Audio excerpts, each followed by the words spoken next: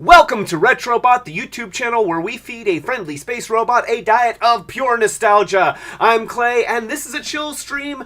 I decided that I was going to finish something that I started yesterday. I was kind of hoping that I would finish this project yesterday in time for my live stream all about the best and worst of 2021, but I didn't, so I decided to finish it today, and I thought, this is a good time to just turn on the camera and invite you along with me. The problem that we are fixing today is you take a look, and here we have Transformers War for Cybertron Dinobot, and you look at his beast mode, and, he looks really good. Thank you. He looks really good. He's got a very nice creature mode, and sure, he's got a little bit of robot leg there in the underside and a little bit of robot foot on the underside. But honestly, overall, he is a very, very nice figure. You get some articulation in the legs and in the arms, and he's got an opening and closing mouth, and he looks a lot like the cartoon. But, Joy is here. Hello, Joy!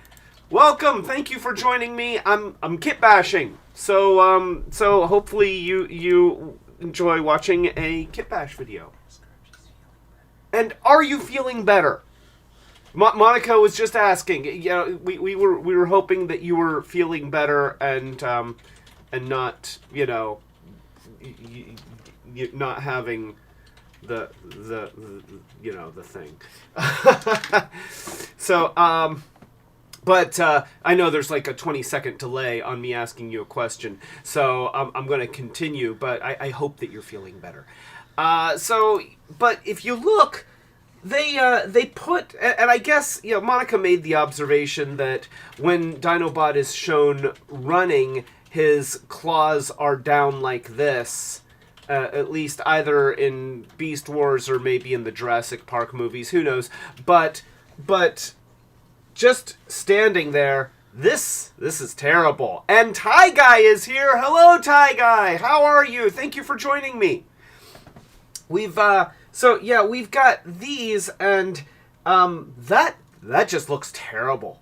I mean, that's the flappy hands. I hate this. It's like, me, I want to talk. No, wait, no, hey, yo, bro, whoa, take it down a notch.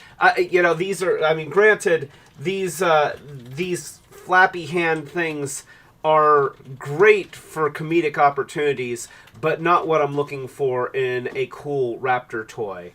And so, Joy is feeling a little bit better. I'm glad. And okay, negative test results for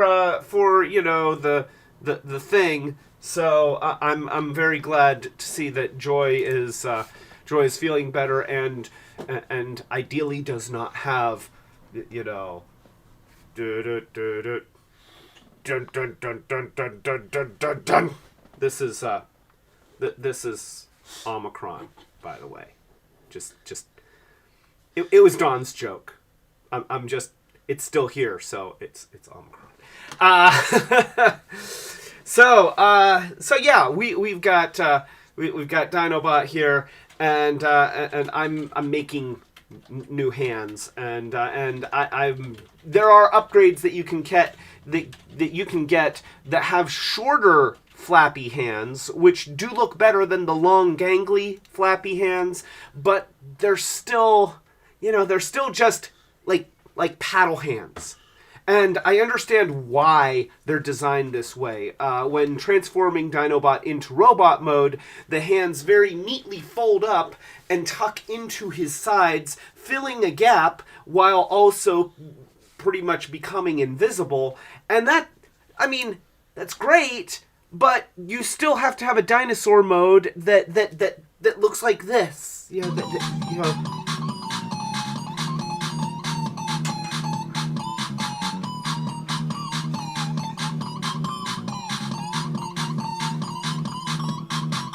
Okay, so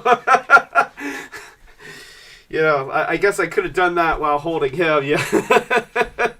But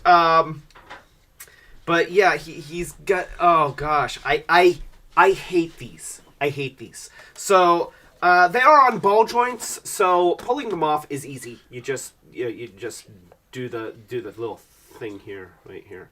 Now watch, I'm gonna break the ball joint by pulling it off. There we go. So yeah, just pull it off like that. I can actually switch my camera view and give you a better view of working on Dinobot here. There we go. And see, they just pull right off. And so you'll see that I've already made a couple the structure for a couple new hands, and these just kind of pop right back on like this and like this. Here, I'll show you. So you see how that just clips right onto the ball joint, and you still get the motion. And you see what I'm going to be going for is, more of a claw hand. And the claw hand is not going to fit neatly into the side when he transforms into a robot the way that the Flappy Hands does.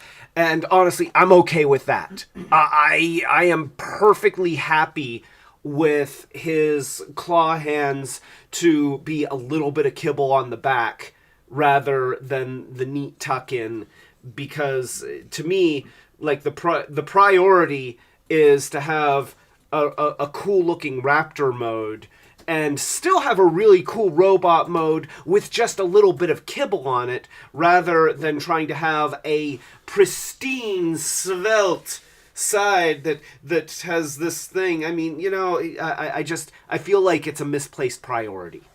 So, Machiavellic is here! Lovely to see a video on Dinobot, because I actually had misplaced mine and found him this morning. All right. Well, Machiavellic, this is for you. Last night we were talking about Dinobot. Dinobot was listed, at least 93% of Dinobot was listed as among the best things produced by Hasbro in 2021, and the Flappy Hands represented one of the worst things produced by Hasbro. I hate these. I hate the Flappy Hands. So we're fixing the Flappy Hands, and I'm showing you how I'm doing it, because you know what? If any of you feel like fixing your Dinobot hands, this costs not much money.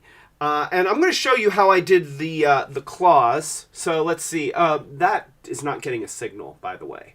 You're sending me messages on a screen that is black and says no signal. So Monica is frantically typing messages to me, and then she's snapping her fingers and pointing, and the screen has nothing on it. So, what? Oh, Rob is here. Oh, hey, Rob. Good to see you. Oh, there's the thing. Oh, okay. So she whispered to me, Rob is here. And I looked, oh, Rob is here. Hello, Rob. It's good to see you. So I guess I could be toasting. I haven't been, it's a chill stream. So toaster irregular. A toast to Joy, Ty Guy, the Machiavellic, and Rob. There we go.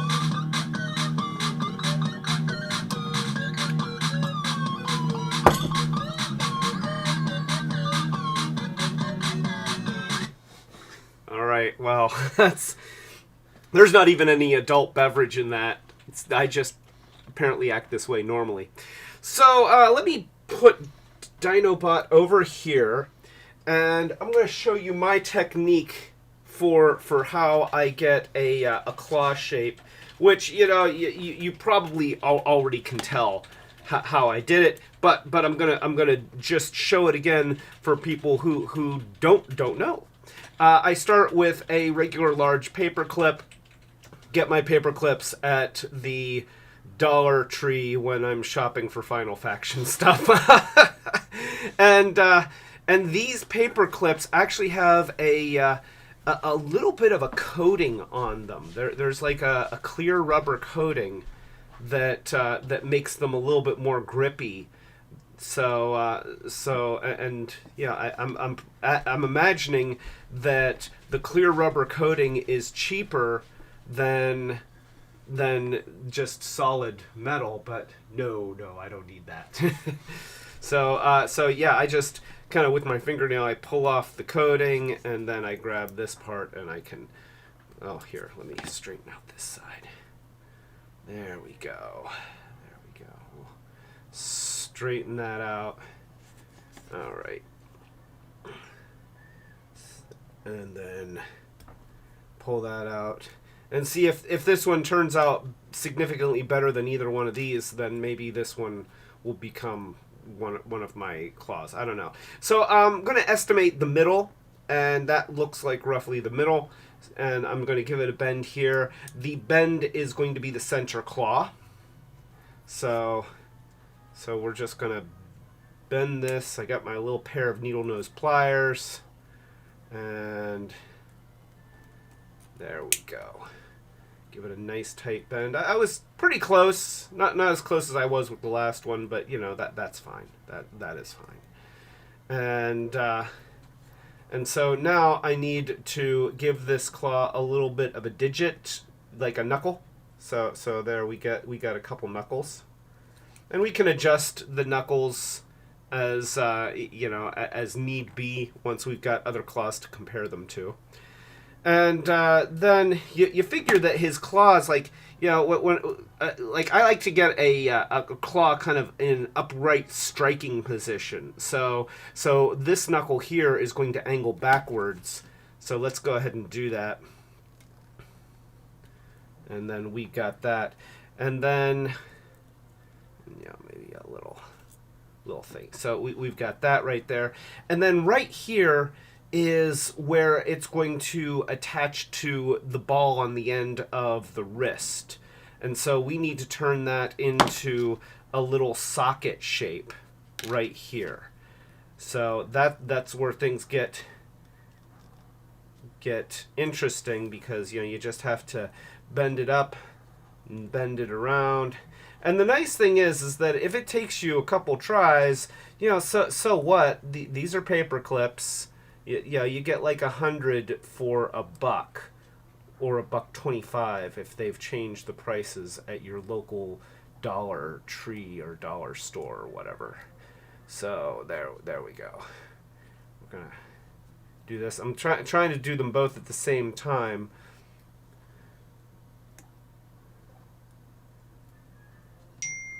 And there we go. And there we go. And you know, give that a little bit more of a curl. There we go. And now this needs to bend down. And so we've got those, and I can check this on Dinobot. It seems like my loops are a little bit big. You see how they're a little bit loosey-goosey? We don't want them to be loosey-goosey.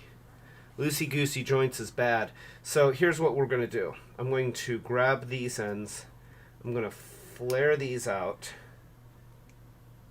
Just a little bit like that. And then I'm going to pull this whole little circle here tighter. Just going to make the circle tighter. Tinier circle. There we go. And there we go. Yeah. There. All right. So, and we'll try this again. A little size. And just snap that right on there. And look at that. Look at that. So, you know, right there, we have the beginnings of a half-decent raptor claw. At least what I hope will be a half-decent raptor claw. You know, I'm kind of making this up as I go along with just a general idea in head of what I want to do, which is how I do a good number of these kinds of projects. And then I'm going to take each side of this and bend it into the shape of the side claws.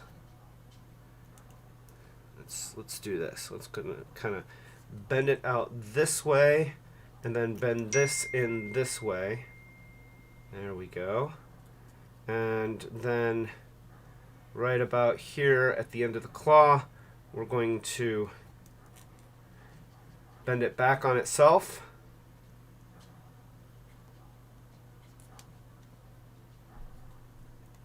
And then we'll let it come back and follow the angle of the previous digit.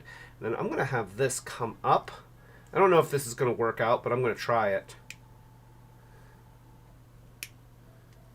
This is what I did with my first claw. My second claw, this didn't work out. So I'm trying it again to see if I can get it to work out. Okay, and then we're going to do the same thing. We're going to have this one kind of come up and come over. And Machiavellic says, "Hey Clay, I was wondering which were your top 10 figures of 2021. So last night, yeah, we didn't exactly pick top 10. We sort of picked top 5. And I would say that Beast Megatron and you know, kind of along with that, the Jurassic Park repaint with the unfortunate name of Tyrannicon Rex. That was one of our top 10. I think that was Don's pick of his absolute favorite. That was his number 1 of 2021. I picked Rodimus Prime, and I know a lot of people were kind of hating on Rodimus Prime just because it was at the Commander class price point, which admittedly, you know, like it seems like there's been a lot in this line and the last couple lines where figures were probably smaller than they seemed like they should be for the class that they were in, and at a higher price point than maybe they should be. But you know, unfortunately, I feel like that's just that's just prices going up, and unfortunately, I have had to just suck it up and quit complaining so much about price points, because, you know, apparently I'm still buying them, even though they cost more than I think they should. But, you know, just the toy itself, I love Commander class Rodimus Prime. I feel like it delivers on a promise that was made when I was a very young person, and we finally get a Rodimus Prime that is the it's hard to say worthy successor to Optimus Prime, because Optimus Prime was amazing. You know, the toy was amazing, the character was amazing. You know, Optimus Prime was the father figure for my generation, and then they killed him unceremoniously and tried to replace him with a character that in the show was not really very endearing, and a toy that was kind of cheaply done and you know, uninspired. So yeah, but Commander class Rodimus Prime is actually cool and awesome and full-sized and fully functional, and you know, just a really cool figure. So that was my number 1 pick last night. Don's number 1 pick was Tyrannicon Rex. And so here, this is my claw that I've made. I don't think I'm going to use it. I could bend these down and I could massage this a little bit and try and make things fit a little bit better. What I like about this Raptor, you know, I might use it. I don't know. I'm making decisions on the fly here. You know, we need to have this spread out enough that it can wrap around that little ball. So, got little wires poking me in the end of the finger. There we go. And see, having this part right here, you know, wrap over, it does two things. One, it makes it harder to get this to go onto his wrist, but it also makes it a little tighter, and I do like it when the joints are a little bit tighter. So, you know, there is that. I'm I'm going to use the needle nose pliers here to give this a little bit of space. There we go. There we go. All right, so in an ideal universe, this fits on here, and there we go. All right, so now I could use that. I think I'm going to stick with the ones that I've got. I've got this one that I can put on right there, and I've got this one, which yeah, I think I don't know, that's not bad. Let me adjust it. Now I'm having to make decisions, hard decisions. You know what? The fingers are a little bit smaller on this one. I think I'm going to go with this one. And this one will just fit on just like that. So, but anyway, that's the method that I used to make these claws. And when doing something like this out of Sculpey, it's important to have some kind of structure underneath the Sculpey, because otherwise the Sculpey is just going to break. Sculpey is not the strongest material in the world, but this gives it a little bit of structure. So that's what we're doing. Joy says, "Yay! I just got my new phone in the mail. Got it ahead of time, which is a rarity. Yay! Congratulations, Joy. See, today's turning out to be a good day for Joy. I'm very happy. So you know what? Let's just give a toast to Joy for good things happening. You've been sick long enough, so a toast to Joy." And Rob, I know that you kind of had a crappy day yesterday. I'm sorry about that. I hope that today is better. Well, wait, which day? Thursday was the crappy day. I'm getting my days blurred. Like it's hard for me to imagine that today is Saturday. So anyway, Thursday was the bad day, and hopefully now things are great. So I have some brown Sculpey here. I have just a box of Sculpey, and this is actually it's not Sculpey brand Sculpey. It's Brand X bakeable clay. Bakeable clay, non-bakeable clay, bakeable clay, non-bakeable clay. Anyway, that's a dumb joke. So I've got a little wad of brown clay here, and Pro Ninja is here. And Pro Ninja, this is first time watching. Well, welcome, Pro Ninja. A toast to Pro Ninja. Everybody say hi to Pro Ninja. Thank you for joining my my impromptu live stream. What I am doing right now, I don't know if you're at all interested, but I am making new hands to replace the Flappy Hands that they put on Transformers Kingdom Dinobot. And I've started by making some little claw shapes out of paper clips that fit onto the ball joint ends of the wrists. So that is what we're doing. And I'm going to change camera views so that you can get a better view. And I've just got this bunch of Sculpey here. And we're going to start forming the Sculpey around this hand skeleton. And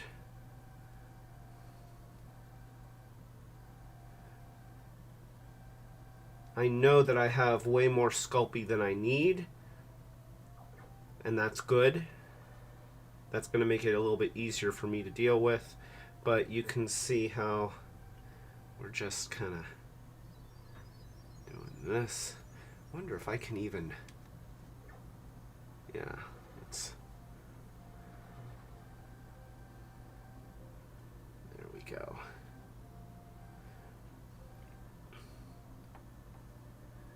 All right, so we now have a big wad and that is certainly a lot more bulbous than what we want. We actually need this to be pretty thin, but I'm just kind of working this around.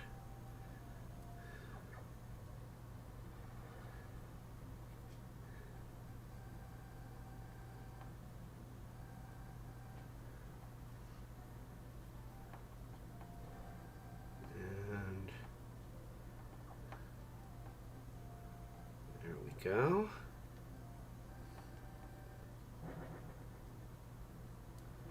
We're going to start taking off some of the excess as we continue to form the hand. It's not really a hand, it's a claw. I keep calling it a hand. I'm anthropomorphizing the Raptor, giving him human-like attributes when actually he's a robot that turns into a raptor. He's not a human. That's ridiculous. I am so insensitive. There we go. And so, yeah, we're just gonna keep working it. You know, that's the thing with stuff like this, is you just keep working it.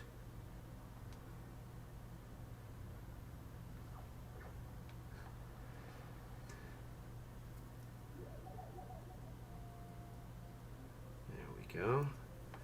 Using my hobby knife as a sculpting tool, and my wife gave me a bunch of sculpting tools, which every now and then I'll use, but usually my tool of choice is the hobby knife. And we'll take a little bit of this excess off here. See, we're already developing, like by the end of this we'll have just as big of a ball of Sculpey that we've taken off as the amount that's left on. And oh, Pro Ninja says his name is John. Hi John, good to talk to you. Welcome. And start getting a little bit of a fingery thing there, and take that. There we go. Yeah, see, now it's starting to be kind of claw shaped, which is good. We like claw shaped. Now I remember the original Dinobot, his claws actually kind of had webbed, sort of a web in between the fingers. I don't know if that's accurate or not. Or, honey, you're the local expert on dinosaurs. Should the front claws on Dinobot have a little bit of a web between the claws, or no? Okay. I didn't think so. I didn't really prefer that, but I thought, she's giving me the no.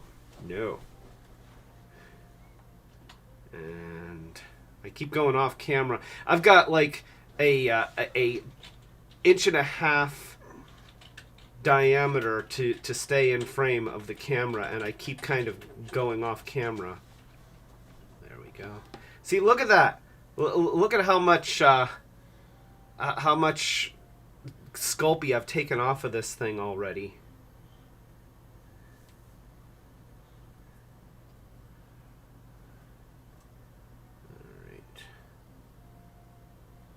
I don't really want the wire to show through, although after I bake this, I will probably hit it with a little bit of brown spray paint. But certainly it's nice when the base color is already brown, and then it's pretty close to the color that you want it. Because painting and kit bashing, for me, it's always a little bit of a problem. The paint scratches. And Monica has brought up a... there we go. See, that's what they're supposed to look like. And that's different than the claws that I made. Darn it! That is different than the claws that I made. We've got one significantly shorter claw. Well, we'll poop on them. Okay, you know what? My claws are not going to be completely accurate. I'm going to continue to work with these, and I know I don't have the camera focused on it, but honestly, how much do you need to see of me just sort of, really close? I'll give you the camera view, but I need to get it close to my face rather than close to the camera face for just a minute, for just a little bit while I do this. So I think that I can actually, you know what? I can do this. I can make this work. So here we go. We're just going to. I'll go ahead and press some buttons here, and then go back over here. And now you're going to see you see me in the corner here. Hi! And now my face is going to disappear as I get my old man eyes really close to what I'm doing. So let's keep that in frame. And all right. I say that a lot. I say all right, and I also say what's the other one that I use? I use okay a lot, and it bugs me when I'm watching my own live streams, because it's one of those things that I say without even thinking. Oh, and I say there we go. That's another one. That's another one that I use constantly. There we go. Look, I made a claw. There we go. I made another claw. There we go. And then I'll watch these, and every time I hear myself use one of those phrases, then I just cringe. So, all right, this is coming along. It's starting to look. And see, the nice thing with something like this is that since this is a velociraptor, it's a creature. It's got organic shapes, so it should not be perfect. And in a lot of ways, that makes it a lot easier than when you're sculpting something for a robot, where everything needs to have a certain amount of symmetry, and flat edges need to be perfectly flat, and angles need to be neat and crisp and tidy. And for this, I very specifically don't want that. I'm kind of working the Sculpey around with the tip of my hobby knife here, and giving it a little bit of a more skin-like texture. At least that's what I'm going for. Skin-like texture, giving it little intentional knuckles and divots and things.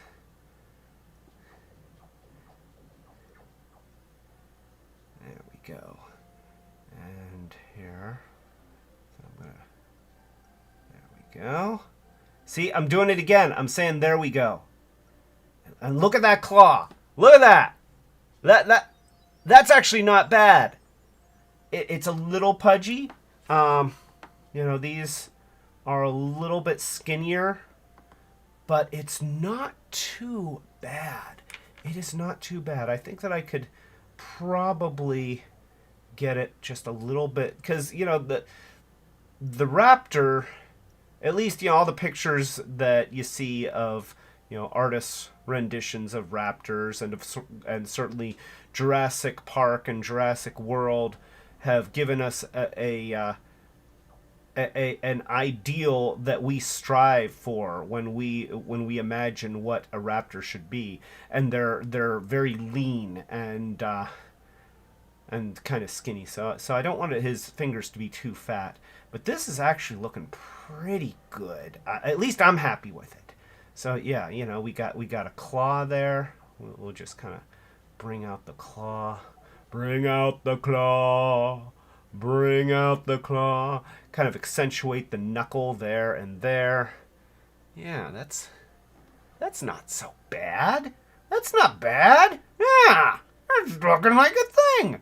Okay, let's work on the next one. Actually, let's work on this one. This one is, we need to give it a claw. There, it's got a claw. And then we'll just work our way backwards. That's what I'm doing. I'm working my way backwards. I've got the claw. That's going to break off. I need to make the claw just a little bit fatter. If I make the claw too skinny, it's just going to break off. So let's reform the claw. Claw, take 2. Action. There we go. There we go. See, I'm doing it again. I'm doing it again. I'm saying, there we go. And there. And then I'll kind of do this right there. And I can feel the wire right in there. You can even see just a little bit poking through.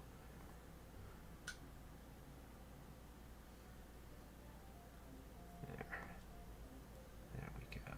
Yeah. Okay.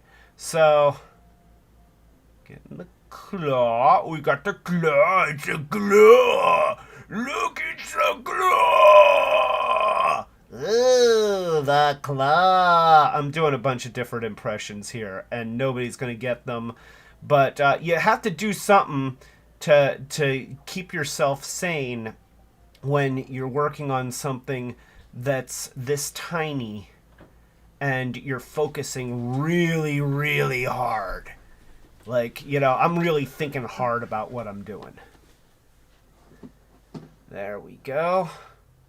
And I think that I've distracted my wife, my ever-loving wife, to the point where she's given up on her video game, which I feel bad about. I'm sorry, sweetie. I love you. She's like, fine, I'll get over here. I'm going to type something. Oh, okay. So Monica was making the suggestion that I could talk a little bit about what our channel is about, because you know, since this is your first time watching, we are a retro channel, and you know, I do a lot of stuff on Transformers because I have spent my entire life collecting Transformers, and at one point, I really wanted to be a designer for Hasbro, specifically so that I could design Transformers, and I've got thousands of them. But we are not specifically a Transformers channel. We talk about Masters of the Universe and He-Man. Well, I guess He-Man is Masters of the Universe. G.I. Joe, Star Wars. I mean, you know, if it's retro, then we talk about it. You know, toys, games, ColecoVision, Atari, Commodore 64. If it's something that was really big and fun years ago, then we will talk about it. And we like talking about new toys that support lines that started in the past. And I do weekly live streams where I kind of pick a theme, and then we just talk about that theme. So there we go. We got a claw there. At least, you know, two claws. And we also do short circuits videos. So if you search on the channel, we do quick one-shot videos that are, you know, usually on just a specific toy, a specific game. We have done a lot of videos about Final Faction, because we love Final Faction. It's actually a lot of fun to me to see somebody starting a new line like Final Faction and doing it the way that toys were done back when I was a kid. And it's kind of exciting to see this new thing just coming out of nowhere and being done really well and with a lot of imagination. So that's sort of our shtick. And of course we have the best online community of friendly, inviting people that are very cool, and join us on our Discord and join us in the chats. And I apologize because I can't even really look at the chat right now because I'm staring intently at this raptor claw that I'm attempting to make. I feel like it's just a little bit too warbly. I don't want it to be too warbly. We'll get rid of some of the warbliness. There. And there. Yeah, that's not so bad. That's not so bad. And then we've got this one. This is the third.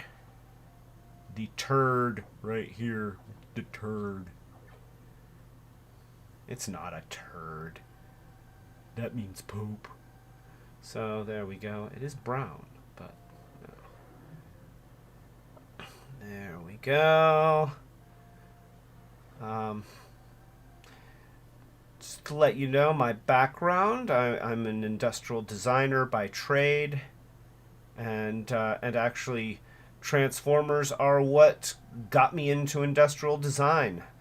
And I've been working as an industrial designer for close to 20 years now. And so when I'm talking about Transformers stuff, or really just, toys in general, then I always try to bring a little bit of that industrial design perspective, understanding the mechanics of manufacturing and a lot of the concerns of mass marketing and things like that. So, that's what we try and do. That's where we're at. And I want to get a little bit of. I'm going to take a little bit of the Sculpey from here. I'm going to try and maneuver it around, because we got a little bit of wire showing, and I don't want the wire to show. I mean, once I paint it, it won't matter, but I would just prefer that the wire don't show. And there we go. So this is the old. That's the old, and then this is the new. It's still a little bit warbly. I think that I can improve it just a little bit. Let's smooth out some of these digits. Like, I want organic, but I don't want it to look like it's made out of putty, even though it's made out of putty. So let's just smooth out a little bit. Yeah, that's a little better. And we'll just soften that a little. Soften that a little. Not too much, but there we go. I know, it's hard to get the camera to focus in as I'm working, because it doesn't really know what to focus in on. It seems to want to focus in on my knuckle, but there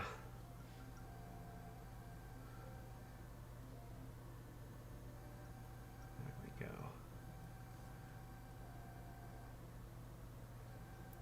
And I, even though I kind of like the more gnarly look, we also have to consider that the rest of the toy doesn't have a real gnarly look. So you want it to match in style and in relative texture, to what's already there.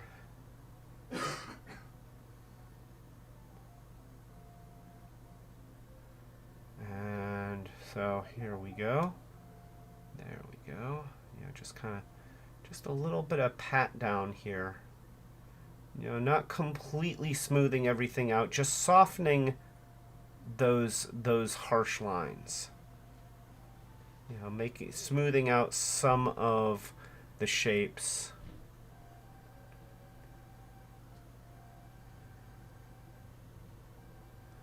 There we go.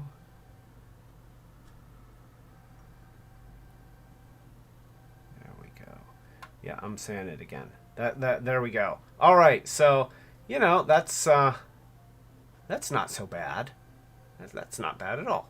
So, now the trick is going to be to make another one that looks like this one. That's, you know, doing it once, okay, but doing a second one that looks pretty much like the first one, that's a challenge.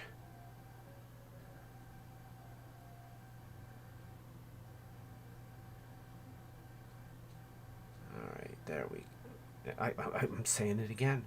And you see how as I've been working all of the Sculpey backwards towards the socket, I've just been developing this lump of Sculpey here that that is kind of extraneous, and I want to kind of beef up that joint a little bit. So in this case, I'm not going to just take it all off. I'm actually going to fold it over and go around that socket and sort of work it back in with the rest of the wrist here. And that's just something, you know, it's a little bit of a conceit.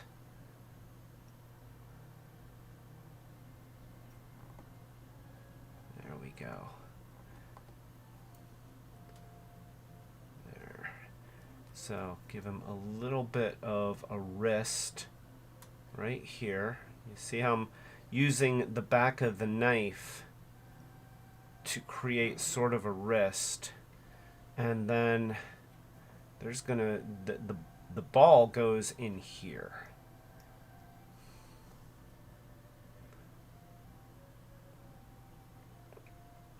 It just goes right in between there, and in order for him to be able to move his claws up and down, then it sort of makes it's sort of like a U-joint. All right, and there, we're going to pull that off. So we now have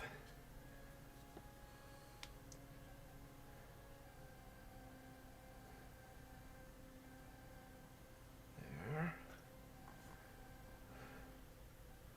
All right.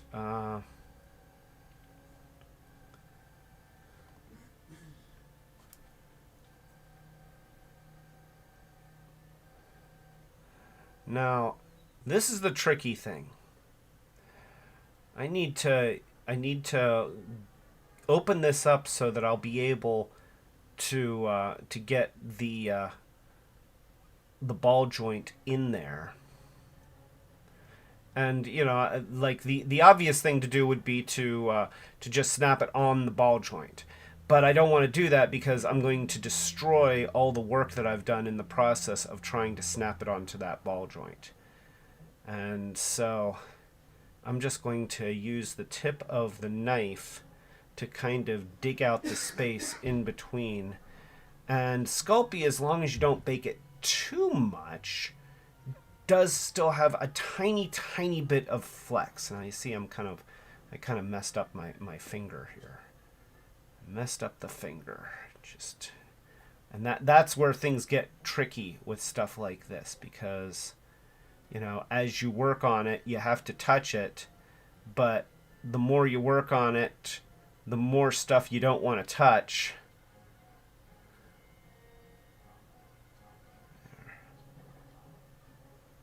There we go. I'm going to let my fingerprints stay in there. That's me signing my work, and also it gives it a little bit of that skin texture, because, you know, I've got skin. Why not let it be my skin's texture? That's all right. All right, so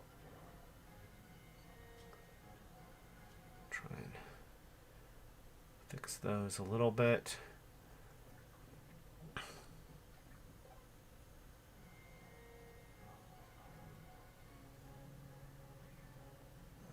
So there, we now have a raptor claw, and this is pretty close. Now, what I'm going to do is I'm going to bake that, and then I'm going to be able to sand it and continue to sculpt it. But we're getting to a point now where I can't do much more work on it without ruining the work that I've already done. And so we need to kind of make the things hold their shape, and then I will continue to work on it once it's baked. So we'll do that. We'll do that. Yeah, and you see how even now I'm kind of, yeah. All right, so we have that. We'll set that one aside. And then we have this one, and I'm going to do this. I'm going to make it a little bit easier for me this time. I'm going to put it into a little bit of a claw shape ahead of time, and that might make it just a little bit easier for me to get the Sculpey where I want it. There. So, yeah, I got that. There's my little thing, and then I take it here. And I go, bleh.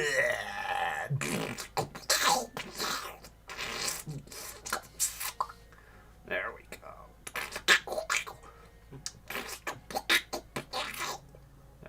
Squelchy noises. This is where if there was closed captioning, it would just say squelchy noises. There we go. And using that, and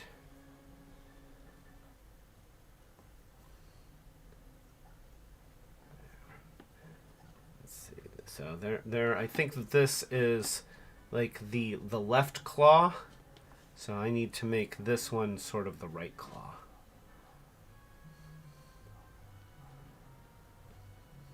Pull off some of that, and then we'll do this.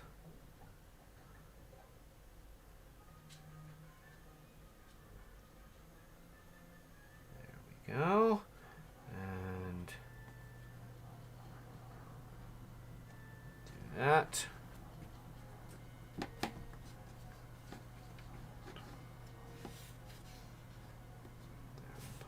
There, and do that.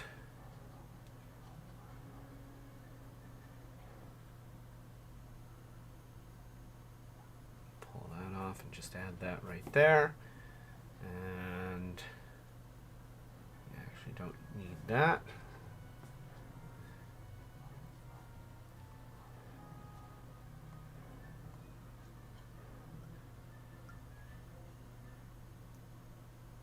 Once again, using the X-Acto knife to get into the areas where my pudgy fingers can't go.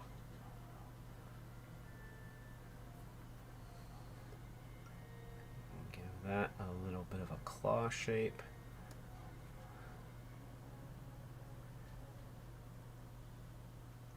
There. Yeah, come on. Velociraptor hand, you need to have sharp fingernails for slashing and tearing and being velociraptory. I guess it's more Utah raptory. We have all been ruined by Jurassic Park. Either that or the scientific community just needs to change the name and accept that all of us have been made dumber by Jurassic Park.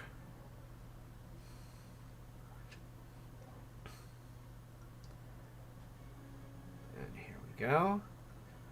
once again, we're shaping the claw. Shaping the claw. Shaping the claw.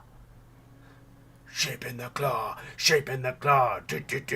Shaping the claw. Shaping the claw. That was terrible. I regret everything that just happened in the last 30 seconds. And once again, I've got some wire exposed. I don't want the wire exposed. I don't know why it bothers me when the wire's exposed. It just does. There we go. And we're going to just kind of pull this out and make it pointy. There. Oh. Pull back so the camera can see what I'm doing. There we go. There we go. And, oh, Sorted Euphemism is here. At Jester's Reverency, the claw.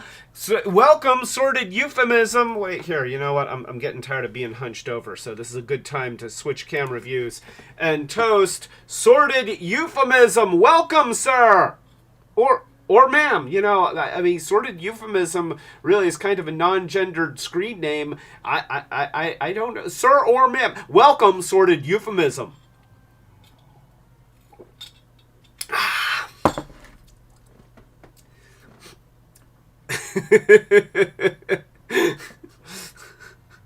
And Machiavellic says, all of us have been made dumber by Jurassic Park. Clay Carlino, 2022, frontrunner for Phrase of the Year. Thank you, Machiavellic.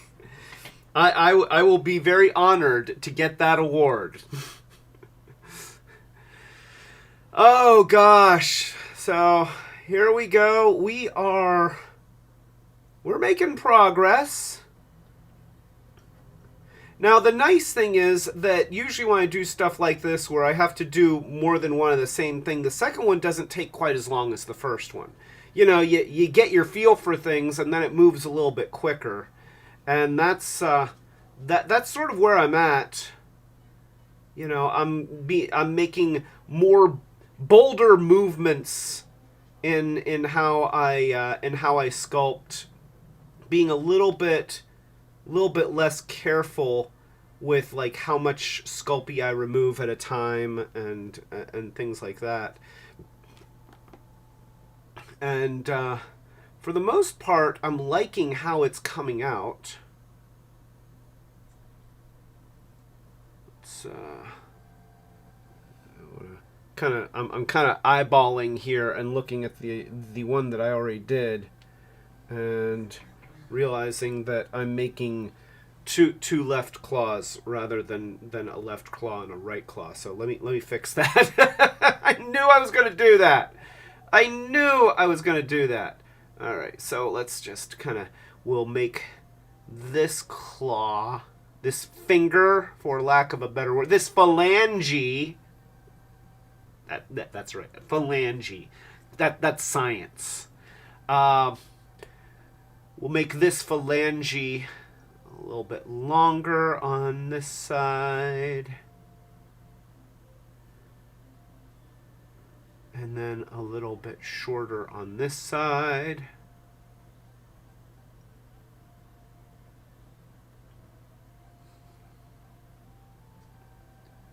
And there.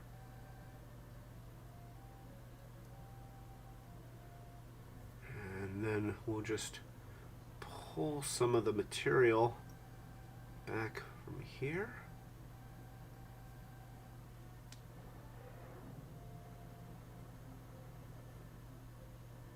There. And then, all right. This shows you just how nearsighted I am, because you're seeing like this thing, like I could have this up my nose right now. I am so close to this thing.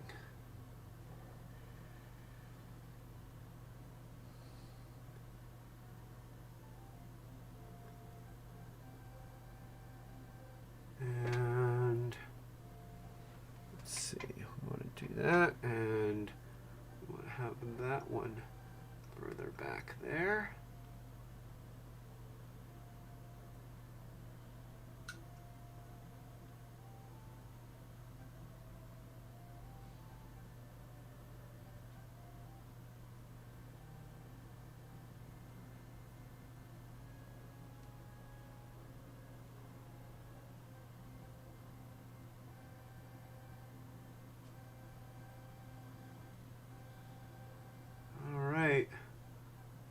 This one's coming along. This one, we've got. So here, let me switch back to the camera so that you can.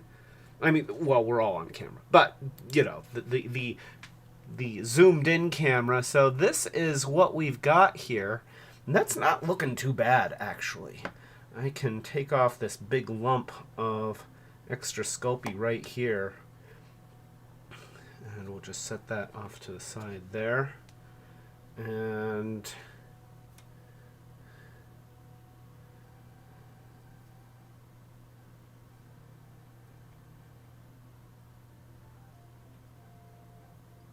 now I'm just sort of forming that wrist.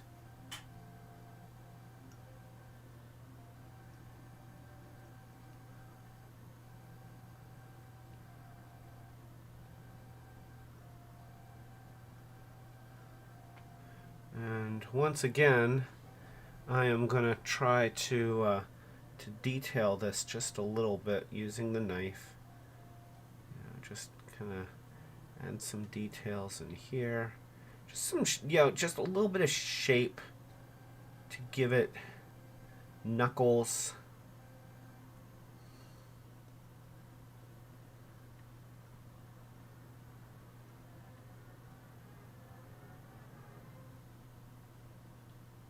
Give it an individual claw, kind of right there. We can actually kind of pull some of this material back here so that it's a little bit thinner. There we go.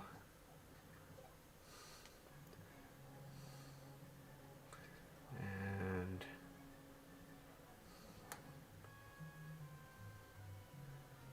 once again, I'm taking that extra bunch of material and just folding it back over.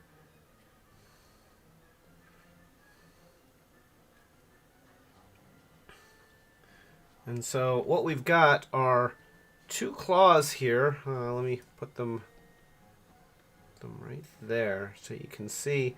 They're similar in size.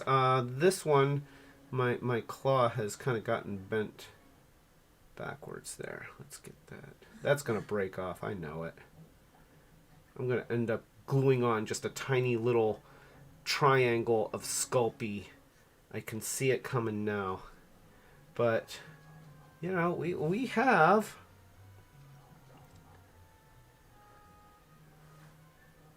two Raptor claws. I need to open this up.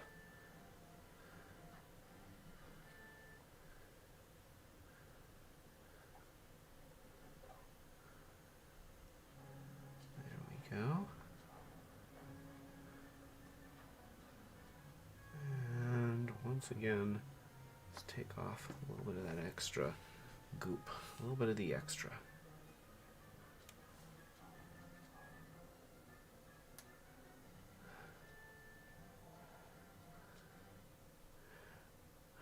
All right, so I'm at kind of a stage where I need to put these into the toaster oven. So let's. I'm gonna have to go off camera for just a minute here. I believe that it was 275 at like 15 minutes for every quarter inch of material, and there's like an 1/8 inch of material here. So okay, hold on. I'm gonna get some aluminum foil and put these in the toaster oven. You know, smoke if you got them. There we go. Looking for aluminum foil. It's what I need as I toil. This is a project from which I won't recoil. use the foil.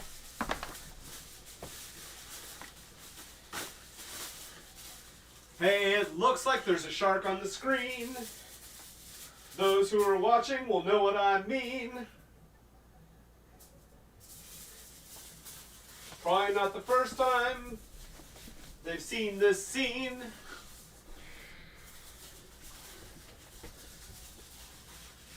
But that's what to expect on Retrobot. It's a show that we make a lot.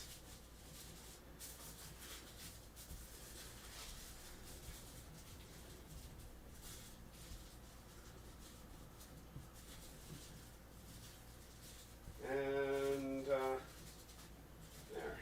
Okay. Got my little thing. And I guess are we gonna air fry this or just oven it? Probably oven it. Let's oven it. Okay. And we'll go.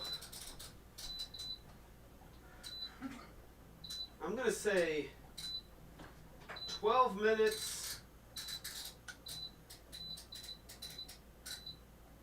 at 275.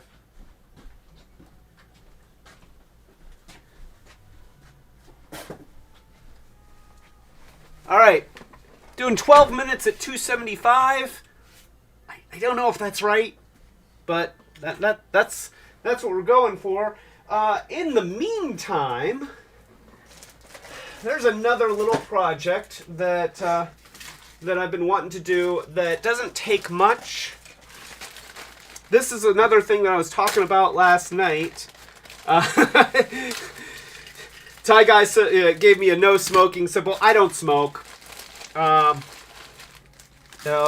If people need to smoke, okay, I'm not going to judge you for it. But I do not smoke.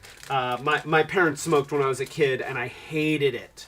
The smell of the smoke just made me sick, and my dad would smoke in the car, which made me want to vomit whenever we drove anywhere. And then, of course, we would.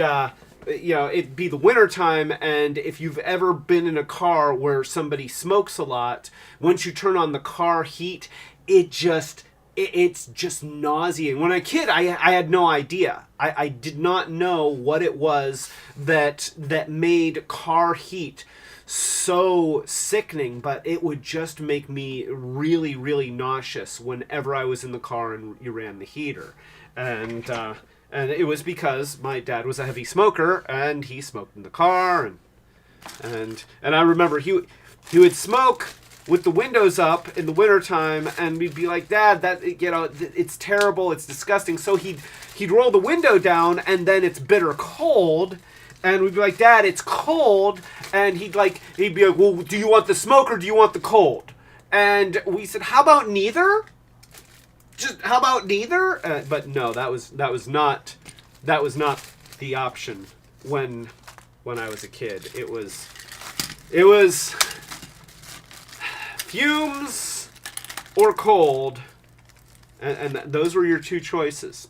So we've got Huffer here. Huffer is great. I love Huffer. They did a great job with Huffer. He is such a neat figure. Great realization of a relatively underrated character. Not even mostly an ignored character. He just hasn't done much throughout the Transformers history, and there haven't been a lot of versions of Huffer since the first, which was a super deformed little tractor trailer that had his most shining moment when he got to pull Prime's trailer in the cartoon. And so, I love this toy, and it looks great, it works great. And then I got the Golden Disc Collection versions of Puffer and Road Ranger, which are one is a repaint, one is a retool of Huffer, and there's a manufacturing flaw. Look at Road Ranger. Look at, okay, it's probably hard to tell, but he's kind of bent up like this. Now, I have attempted to correct it on Road Ranger. Puffer is actually worse. And you can see that when you put it on the ground, let me switch my camera views here. And there we go.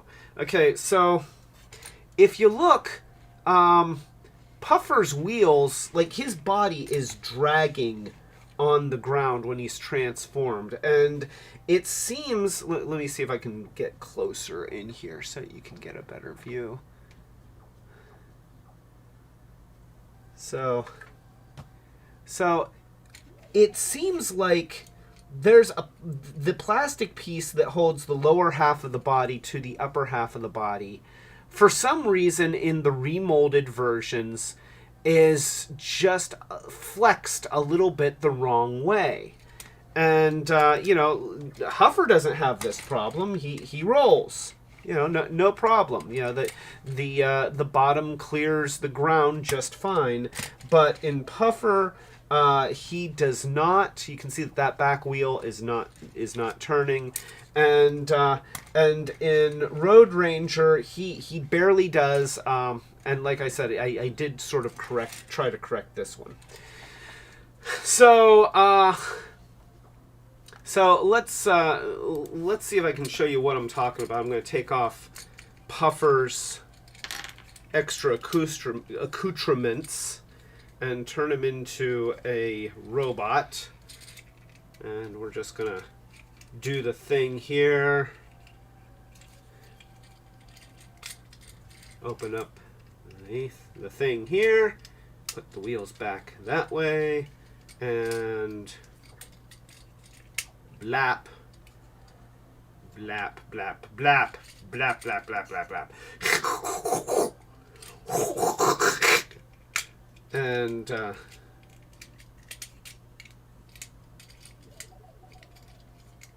oh, and actually, for Puffer, they added a joint in the retool that allows you to make him look more like his Gen 1 embodiment with the cap going backwards like that. So, all right, so we got that. The problem, the way that I have noticed it, is in this piece right here on the back. You've got this long flat piece that connects to the waist, and for some reason, when he's in truck mode,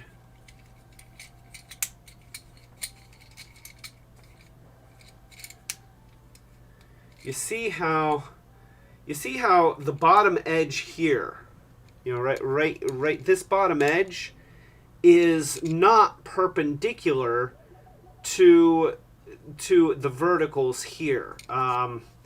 It's sort of, so he's got these little notches here that connect into the back here, and it seems like if it could come further forward, then that would be better. But I can tell you right here that they'll, if I were to make them so that they could come further forward, it would just miss. So what I did on Road Ranger was I actually heated this up and I flexed it. You know, I flexed it a little bit that way, and it sort of helped. This is a little bit tough. The little notches here, they are so tiny that you really can't trim them any smaller than they already are. So looking at it, I think that the only thing that I can really do to correct this problem, since flexing this only had limited success, I think I need to elongate these two little holes. You know, these two that are right, let me see if I can do it, right there. Right, those two little holes. So let's go ahead.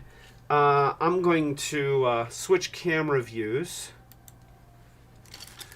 So what I need to do is I need to essentially move these down to about here. And hopefully that's going to do what I need it to do in order to give his truck mode the stability that it needs. And so I'm just gonna go at it with my hobby knife here.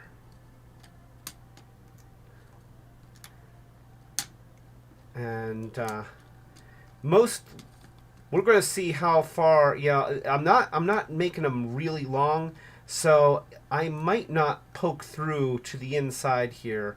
It depends on how thick the molding wall is. Usually the molding wall is just about 0.06, somewhere in there. You know, usually roughly about 1/16 of an inch.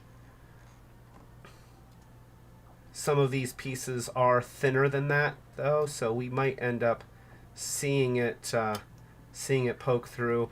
And it's not a hugely visible part, so I can live with there being a hole if there is. But yeah, you see how I'm just elongating that slot.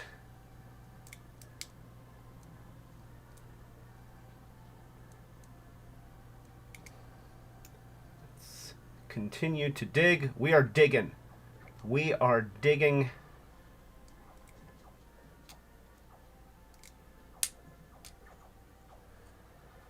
That's right. I performed surgery on my toys.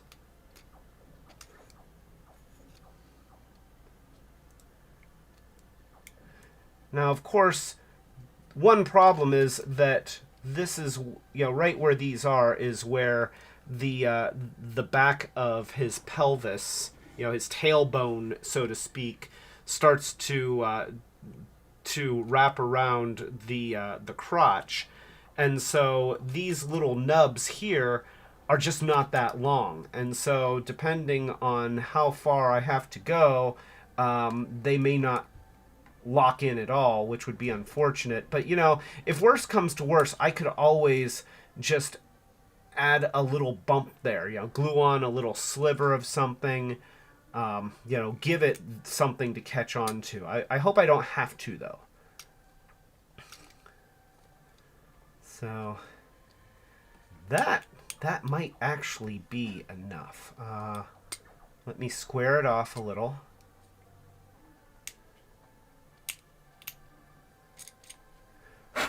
There we go. And let's just see what happens when I transform the one leg. In fact, let's get the there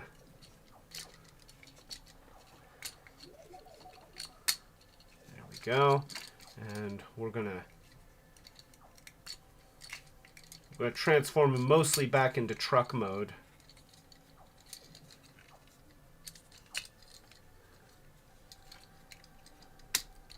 There. And I like to swivel the head around. That way when you look at the underside, you don't see robot face.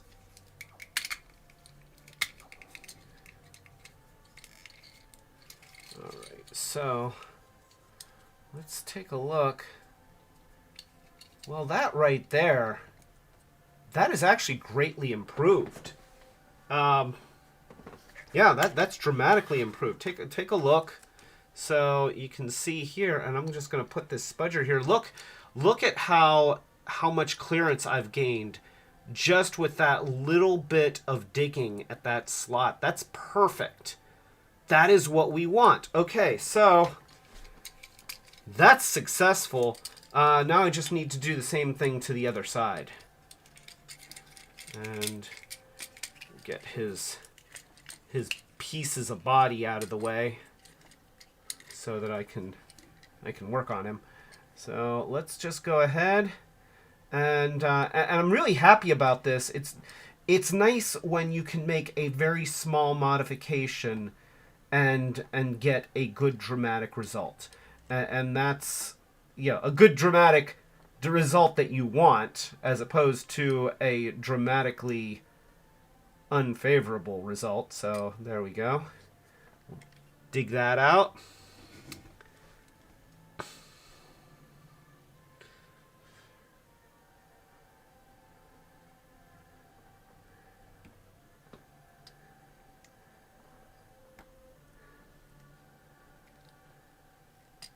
And we are just... And I think that I'm going to do the same thing to Road Ranger, even though I've already like flexed him a little bit and sort of fixed the problem. It's not 100%, and I would really like both of these guys to be able to roll on their wheels. Just reliably, you know, you transform them, and they transform the way that they're supposed to, and they roll and do what trucks are supposed to do. There we go. Yeah, look at that. Look at that.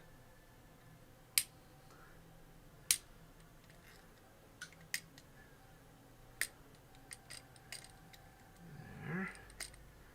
Okay. The other, it still needs to go just a little bit further.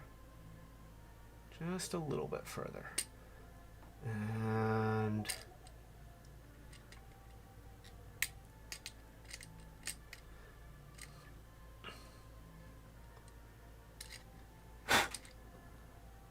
that's looking pretty close. Yeah, that is looking pretty close. Let's try this out. So we'll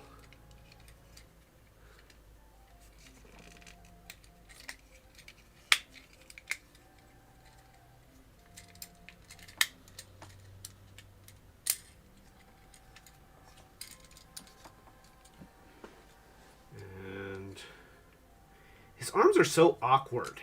You know, like transforming him is odd. I don't. Yeah, I shouldn't say awkward. It's just an unusual transform, and I like the solution. You know, they did some things that are a little bit different than the norm, and I like that. So I shouldn't say awkward, just different. All right, here we go, and then we do that, and let's go ahead and switch camera views. Oh, look at that! Look at that! He rolls! When Optimus Prime says roll out, he can say yes, sir! That's what we want, although my camera doesn't want to focus in on him. There. Yeah, that's good. Okay, so vastly improved. All right, so let's go ahead and let's look at Road Ranger here, and I think I'm just going to do the same thing.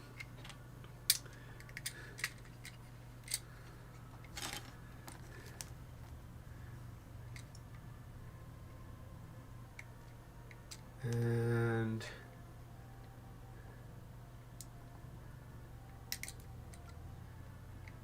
we're going to just going to kind of dig. We're digging. We're digging. Isn't that the name of the Sugar Smacks frog? Dig 'em? Dig 'em. I dig 'em. Do Sugar Smacks still exist? Like, I don't know. I never really liked Sugar Smacks. I don't know why. I mean, you know, honestly, I'm not sure that they taste all that different from most other kids' cereals, but I feel like with modern sensibilities about health, just the name Sugar Smacks is probably probably makes it something that a responsible parent doesn't want to buy. So it would be hard for me to imagine that Sugar Smacks would really survive on the toy aisle, but like at least Cinnamon Toast Crunch, you know, like we know that Cinnamon Toast is just like loaded with sugar and stuff, but at least it sounds like it's got real ingredients because, you know, cinnamon. It's cinnamon toast, not sugar toast.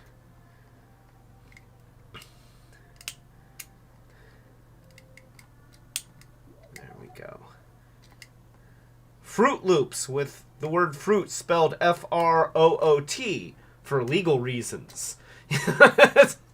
I always loved Fruit Loops. I don't care. Now, what's even better is you go to Aldi and you get their knockoff cereals, and you know, like a lot of the store brand cereals are they're very good. Like a lot of them are kind of mushy. You know, you pour in the milk and they just instantly turn to mush, and they sort of have the flavor, but it really more tastes like paste.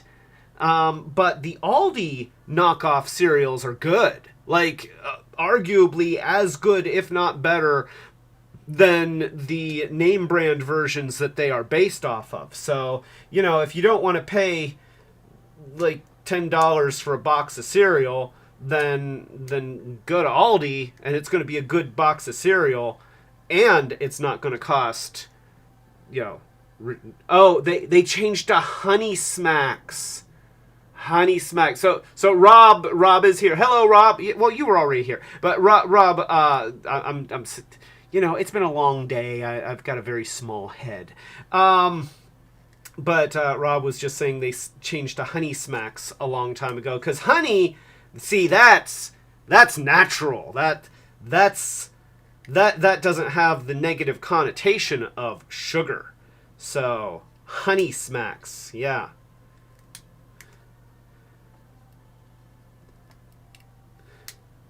Honeycomb.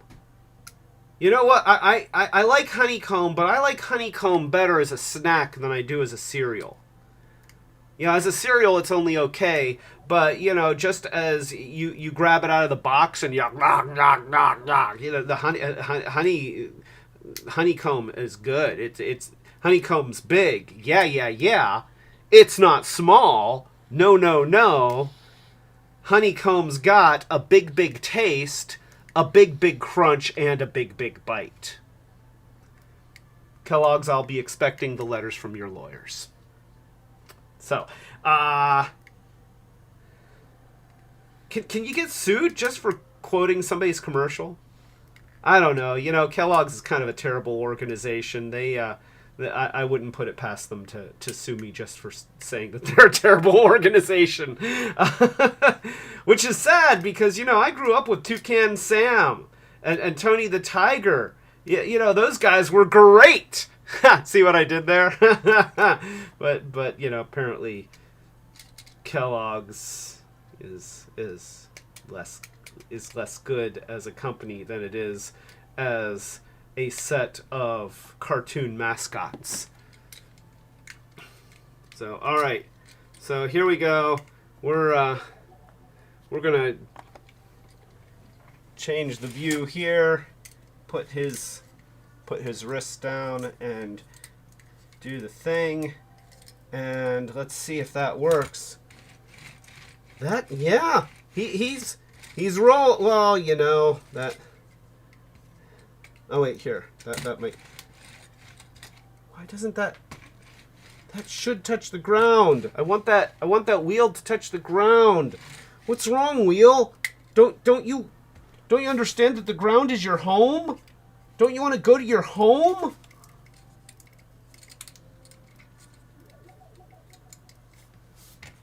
Ah, there we go. All right, a little bit of squeezing and tucking and. All right, so that's good. That's good. We have learned. We have figured out how to fix the very disappointing. I mean, you know, you order these things, and I want to say that these were like Hasbro Selects. Yeah. Okay, so these were like Hasbro Selects, and at least you're kind of led to feel like these are special, which, you know, they're repaints and recolors, but then when you get them and they don't roll, that's very disappointing. So yeah, that was I'm glad to have those fixed, and now I can take Road Ranger and give him his dump truck made out of a shield and a gun. Which, you know, if you're going to do parts forming, like, I like that the weapons, you know, the accessories become accessories for the truck, but not integral parts of the truck. Like, you know, it doesn't become the entire back end. It becomes you know, just a truck bed. And if you don't have those, then okay, you know, it's still a little rig, but if you have them, it becomes an add-on. See, that's the way to do accessory parts and parts storage. That's great. I do not like when you take off like the back quarter panel and the rear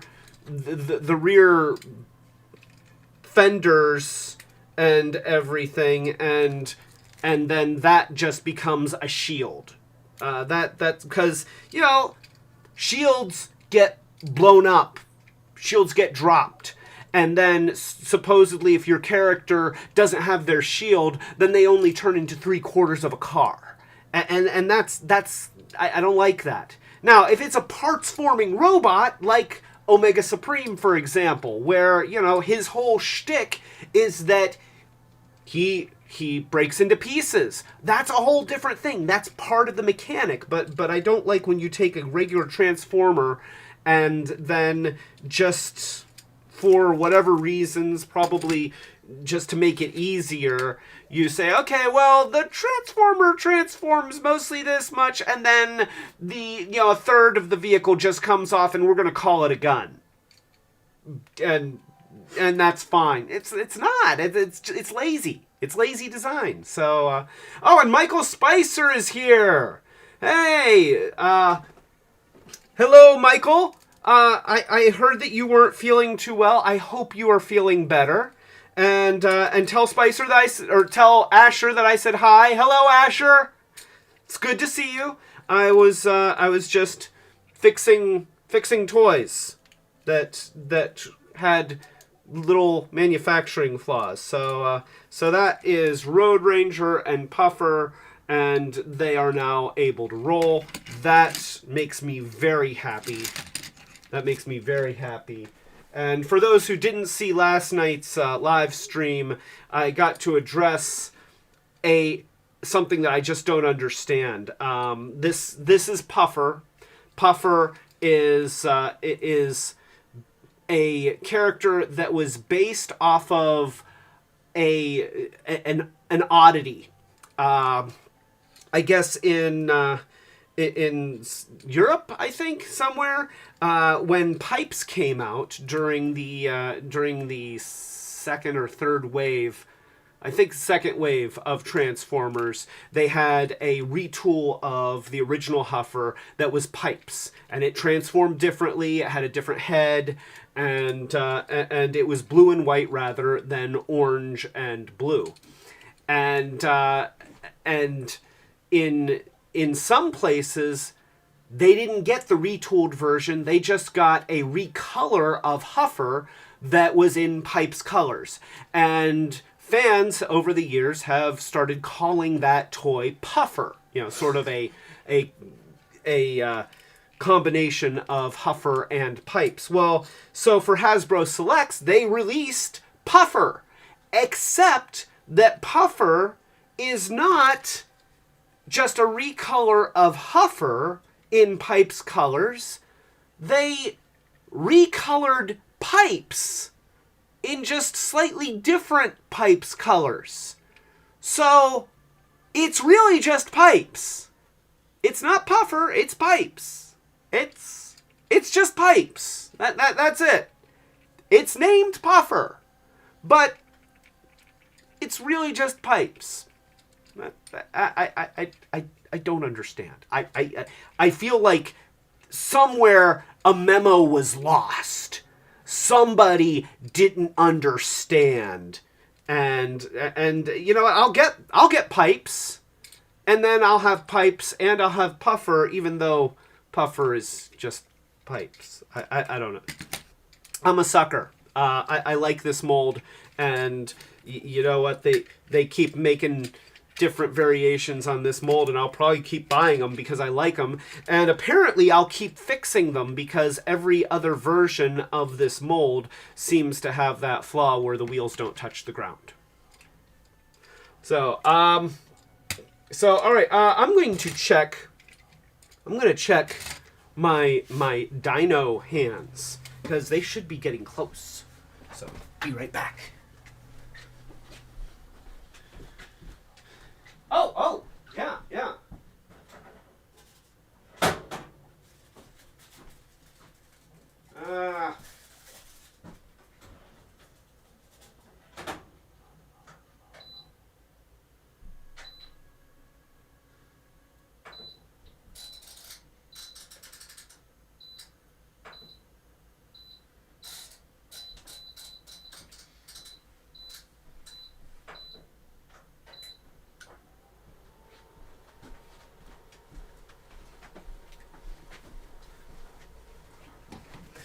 Well, nothing happened. I didn't click the button the last time. So it's just been sitting in there for like the last 15 minutes and not cooking. So fortunately, I also have, and I don't know if I can do anything about this. So I got tracks and I got road rage, and they both. This mold has problems, and if they do another variation on this mold, I'm not buying it because it has problems. Let's go ahead and let's just go to the camera view here. So here's tracks, and you can see that the front fenders. There. Okay. You see how the panels that make up the front fenders don't meet up with the rest. I mean, you can squeeze them into place, and then it looks like a Corvette, but yeah, it just doesn't stick, and unfortunately, road rage is even worse. Also, the color matching on this is not very good. You can see the printed part, the painted part, which is where my thumb is. The blue is not the same blue as the rest of the hood, and that's yeah. The color matching is bad. Unfortunately, road rage, which is based off of the same mold, is actually kind of worse. Let's switch camera views here. So I'm going to attempt to transform road rage, and I'm going to say attempt because for reasons. So you have the back, it swings around on this swivelly thing, and you kind of have the entire car hood here, which in itself, road rage is a bit of a shell former, tracks is a bit of a shell former, just because so much car is just made up of this right here. And then we have, let's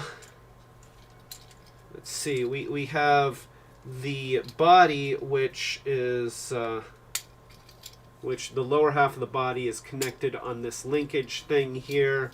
And then the legs are goofy. The legs are just goofy. You know, the feet are attached from the sides, which in itself is a little bit odd, and you know, kind of leaves an undesirable gap between the top of the foot and the bottom of the leg. But I digress. Maybe you have this linkage here. This thing kind of slides up like that, and then the foot swings around, and this panel is on its own little doodad, and it's a thing. I don't know how to transform this. That's the bottom line. I don't know how to transform this well. You have to kind of swing this this fender panel around on that linkage piece and get the feet to go over the hips.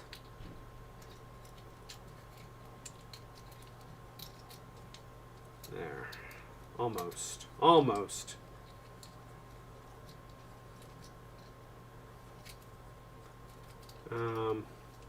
There we go. There we go. Alright, so, yeah. You do that. You get the feet and everything to go like that, and then you're going to swivel it and put the legs together like this.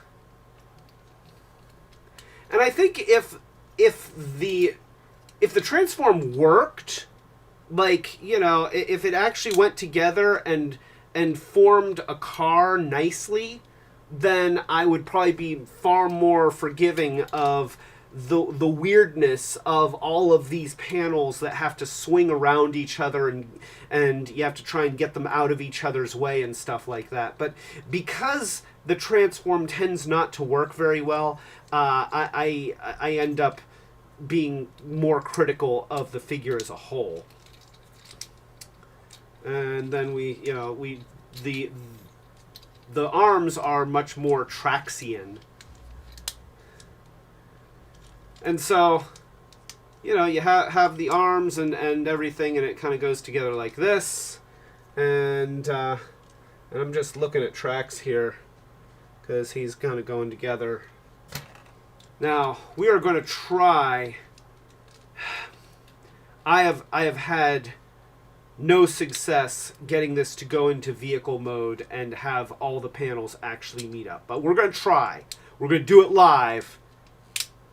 So we have the top half here, and it goes down over here, and presumably everything. I had to cut off. In fact, I think I still need to trim it just a little bit. Let me switch camera views.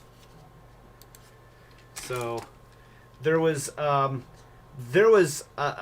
bit of plastic sticking out right here, and you can see where I cut it off, but it seems like I still need to trim it just a little bit further to get it to fit. And that's something that I had to do with Trax also. The piece of plastic sticking out of this right here prevented him from being able to transform into vehicle mode. It really kind of sucks. So here we go. We're kind of putting things together, and maybe, just maybe, this time we'll get her to go together.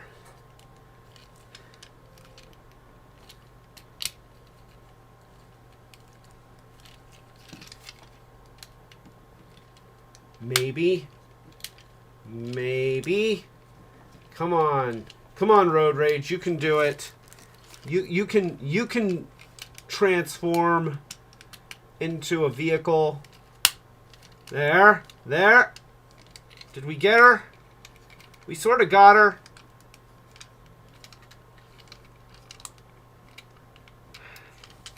All right. That's actually the best that she's ever gone. So there you go. You know, getting all of these to mesh up. This is actually the best that I've ever done with this one. Now, of course, this still doesn't quite want to, but it's not as bad as Trax, actually. She's holding together better than Trax, so that's a plus. This side isn't too bad. This side kind of sticks out, and, you know, I guess if you were using that as like a little fidget device where you can just kind of like, oh, you know, I'm pressing this button, it's springy, then that's okay. But you know, honestly, this is success right here, because every time that I have tried to transform this toy, I have never actually gotten both sides to snap together. This is the first time ever, and you're witnessing it live on camera, that I've managed to get both sides of Road Rage to snap in together at the same time. It's possibly because I cut the stuff off of here, and that allowed things to go together. So yeah, that's what you have to do.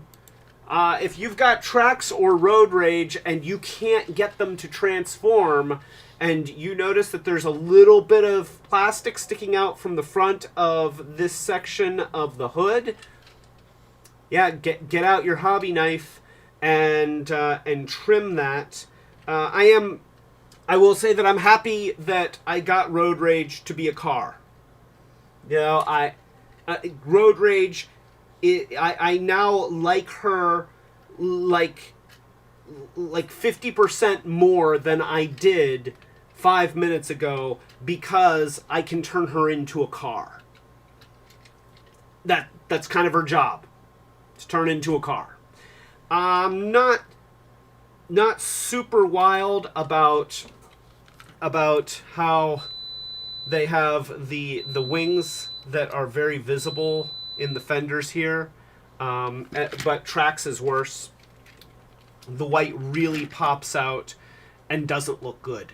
A little bit of blue paint would go a long way there, and maybe at some point I'll just do that. You know, just take the wings off and add, you know, just brush on some closely matching blue, just to kind of fix that. But I'm not going to do that today, because I just heard the toaster oven go off. So let's check those hands again.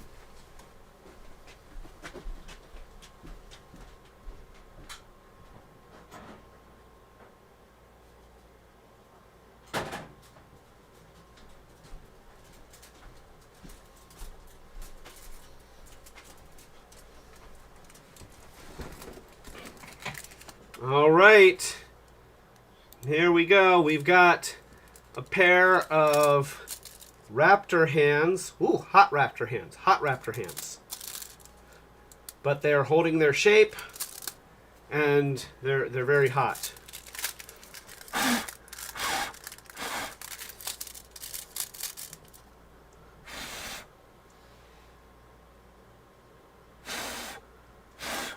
Yeah. Still hot Raptor hands.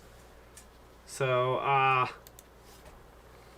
we have to give them just a little bit of time to cool.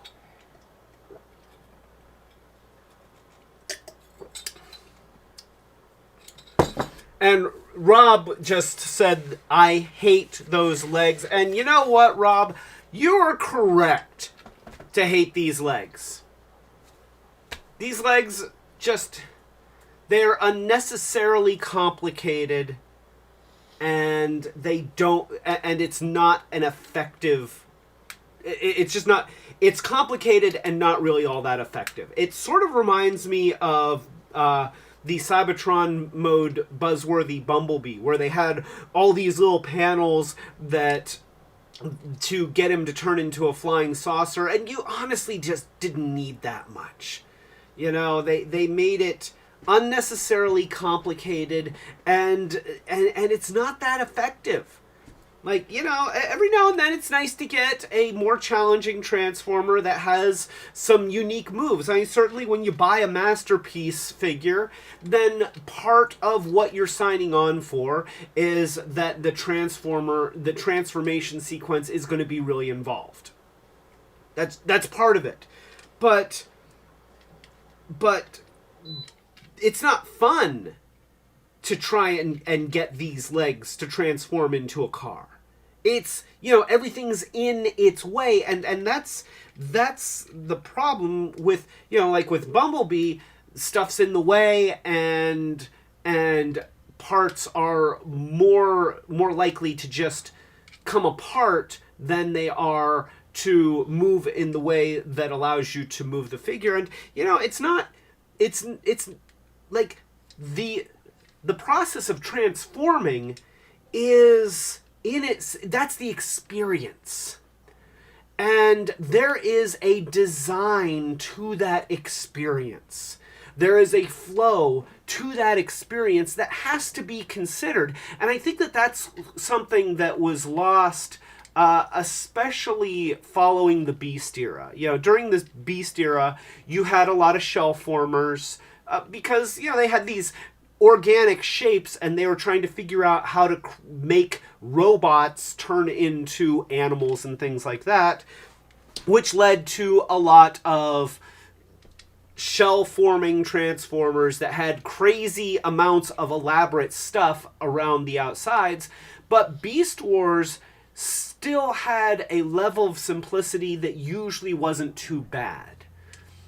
Then you got into Robots in Disguise, and you had characters like Sideburn and X-Brawn and Prowl, where they were also shell formers, but their shell forming parts tended to just kind of get in the way of each other as you're trying to extricate the robot from that vehicle mode. And then you get a character like Skybite, great character, but very difficult to transform, again, because his wings are just like they're connected to the shoulders, and they just don't want to move out of everything else's way. And that's a hard line, because I mean, every now and then, like I said, it's kind of nice to get a challenging one, and then you get that feeling of accomplishment, like, yeah, I can transform that. But it's not something that you just sit down with and it's like, hey, this is fun. It's like playing the original Super Mario 2, where it was just Super Mario 1, except insanely difficult. Why? Why would I do that? I'm not going to do that to myself. So, alright, these are cool now. And if you think that I was just stalling for time when I was talking about other stuff just now, I was. So now I'm going to get rid of some of this extra Sculpey that's in between here, because I need to try and fit that onto Dinobot's arms. I mean, that's the goal. If these can't go onto Dinobot's arms, then this project is a wash. And just so you know, I don't honestly know whether it's going to work or not. I'd like for it to work. I have high hopes of it working. But I haven't done this before. Like, not this mod. I've done plenty of other mods, but I haven't done this mod before. I didn't make a set of these claws ahead of time and test out the process and then turn on the camera. I was making these claws, and it's like, you know what? I should turn on the camera. I should show what I'm doing. So failure is always an option. But I have high hopes. I have high hopes. High hopes! High hopes! High hopes! It's off to work, I gopes. I don't know. I kind of lost that. I guess I could do just what makes that little old ant think he can move that rubber tree plant. Everyone knows an ant can't move a rubber tree plant, but he's got high hope. I'm sorry. I apologize. That nobody wants to hear that. That's terrible. All right. So while I've been yammering, once again stalling, I am meticulously digging out, and this is a case where I'm trying to get to those metal loops that I created. There we go. Now, the X-Acto knife does not do a beautiful job of cutting away the Sculpey. But I can go in there with some fine grit sandpaper and clean up the inside of that joint. The important thing is to actually be able to get the claw to fit onto Dinobot's arm. And I'm going to try and do that right here. Oh, look at that. It went on. It went on. All right, that's one. And we're going to do it again. Do I have to start singing again? I hope not. You hope not. We all hope not. But there we go.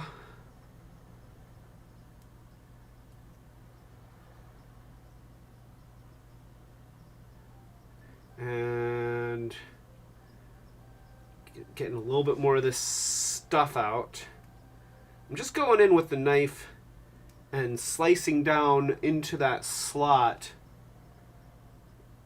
and finding, you know, just by feel where those metal rings are, and then kind of angling the knife inwards to clear out some of the stuff that's going to be plugging it up. You know, kind of creating a little cavern for the ball to seat itself.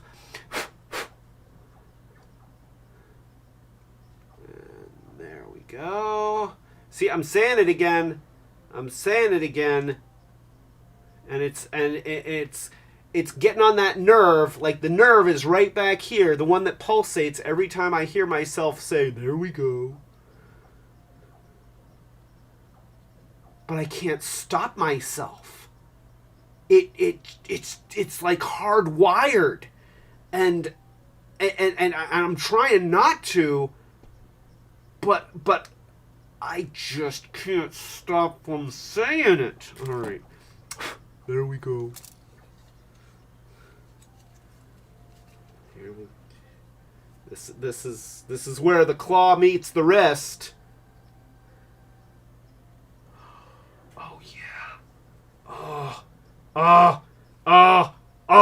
Okay. All you cars and trucks, get out of the way here.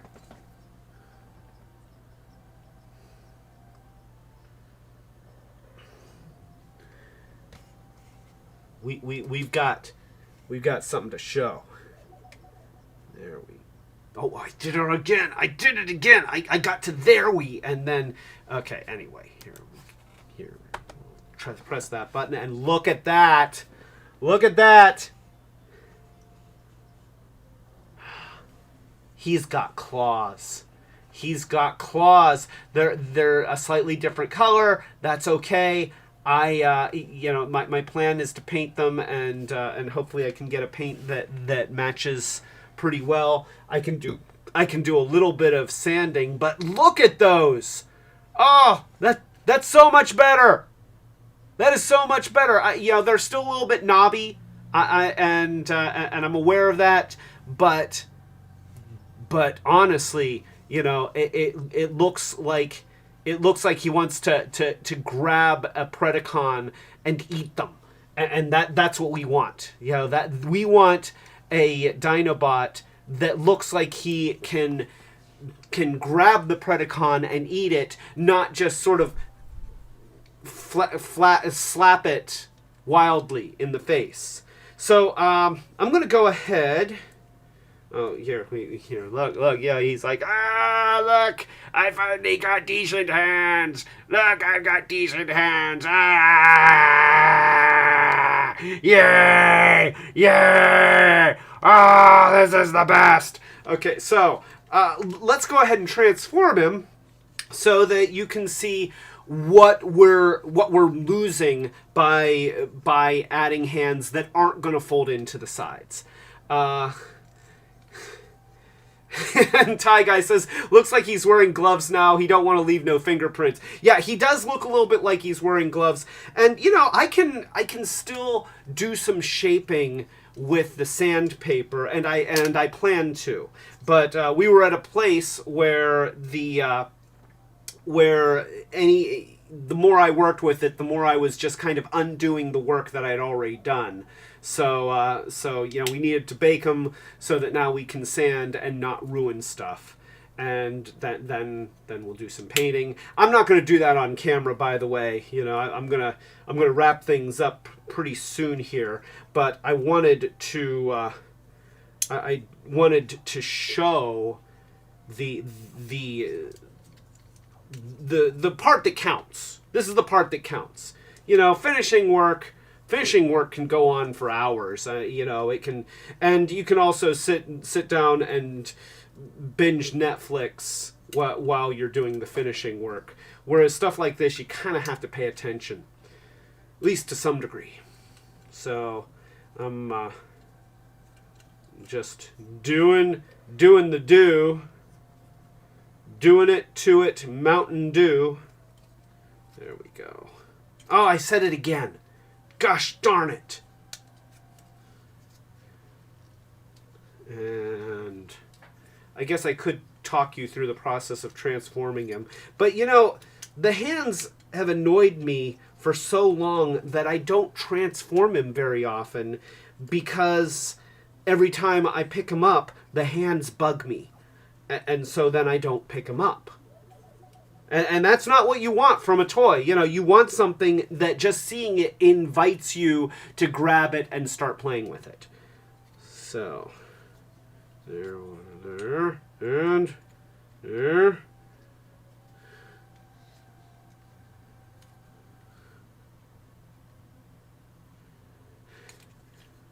All right, and let's put you in a pose so that it looks like you can pontificate about honor. Yes, there we go. Yes, you can now talk about honor. Very important. So let's just so probably the most obvious option here. Let me put this on the other camera. We'll adjust that.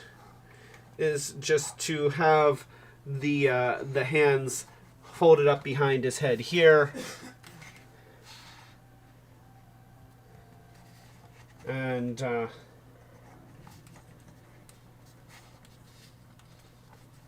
there. And that's not too bad, especially once everything gets painted and you're not seeing the kind of raw sculpey inside the joint.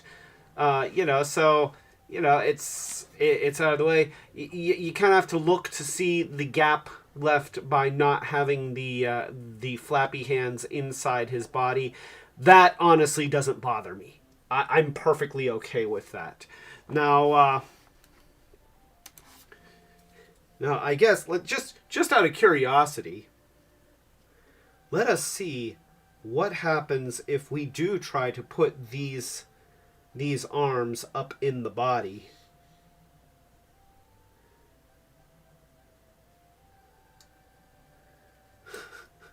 It's kind of funny because he ends up with a claw coming out of his armpit. It's like, oh boy, I really need to shave under there. Yeah.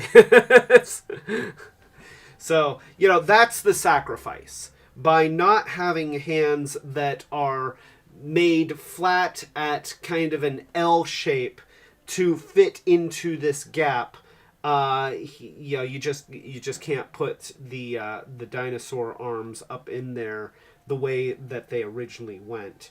Now, what we could do... Oh, nope. That doesn't work. That does not work. So I tried to do something, it didn't work. Yeah, so yeah, you're just not going to be able to do that part of the original transform. I can live with it. Honestly, I'm perfectly okay with it. You can also swivel them backwards so that they're back here, and that's not bad. Honestly, the idea of a Beast Wars character that has some animal bits hanging off of their back, that is nothing new. And perhaps it was the goal of the designer of this figure that they didn't want Dinobot to have any Raptor bits just hanging off of him. And while I can respect that as a goal, these are a step too far. Sorry. Now, the other nice thing about this mod is that it's, if at any point you decide that you don't like the claws that you have carefully handcrafted and added to your Dinobot, then, yeah, you can always put these back on. I know I never will. But you can do it. Oh, who knows? There may be a video or a live stream down the road where I want to show what he looked like originally, and I put them on temporarily just to show. You know, I'm doing a little bit more sculpting this one. So So I guess there is always the possibility that they will go on briefly, just as an example of why they had to come off. But yeah, I'm happy with this. I like what I've got here. You know, that's just not bad. That's not bad at all. And I'm really, really happy with the effect of the in the Raptor mode.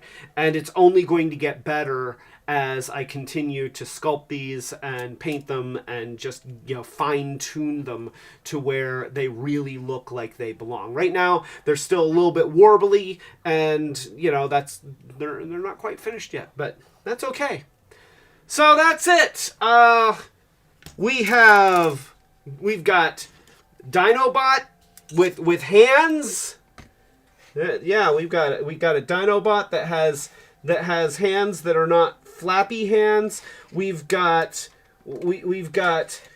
Road Ranger and Puffer that are finally able to roll as rolling things should. Hi, Emgo. And I was able to transform Road Ranger or Road Rage. And you know, Trax, there's nothing else that I can do for Trax. So I would say that all in all, that has been a pretty successful kit bashing session. So yeah, that's it. Thank you for joining me for this chill stream. I hope that you enjoyed it. This is what I do when I have time, and yeah, I see toys that need help. I help them whether they want it or not. So, with that being said, this is Clay telling you to keep it Retrobot.